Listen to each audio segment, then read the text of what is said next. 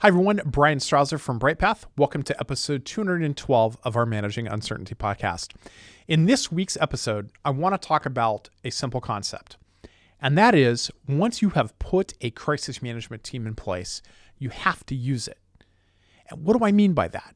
Well, what I mean is, you've built this crisis management team. You've put all of this effort into building a crisis management framework, a plan, checklist to operationalize the crisis management team, and you have put them in the position of being the coordinating body for a disruption within your organization.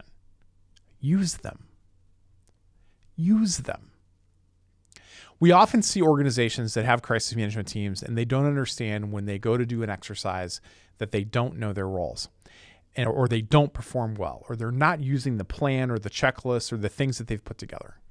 And as we dig a little deeper into the process, what do we learn? We learn that they haven't met in a year or 18 months or 2 years. We learn that they haven't done exercises. We learn that the organization has had crises, but they didn't use the crisis management team because they felt like, well, it wasn't really a crisis.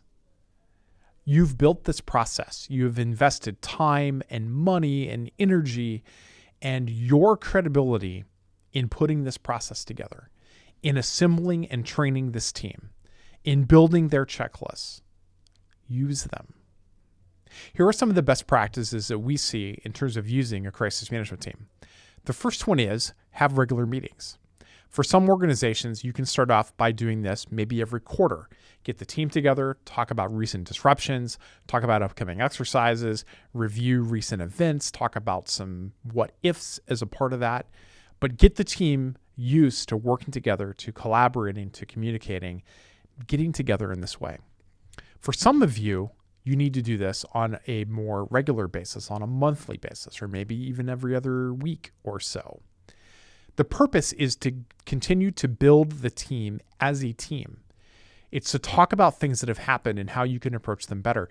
Even if you have things that don't rise to the level of being a crisis, get the team together and talk about those things.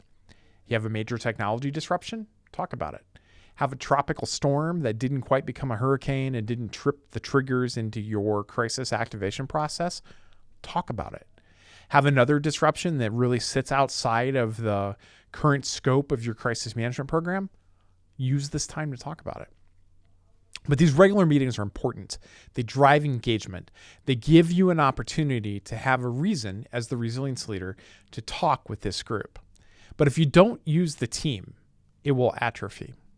If you don't use the team, we can't expect them to understand their roles and responsibilities in an exercise or in an actual crisis.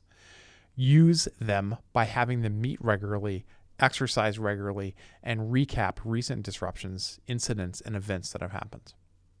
That's it for this edition of the Managing Uncertainty podcast. We'll be back next week with another new episode. Be well. Thanks for watching our video.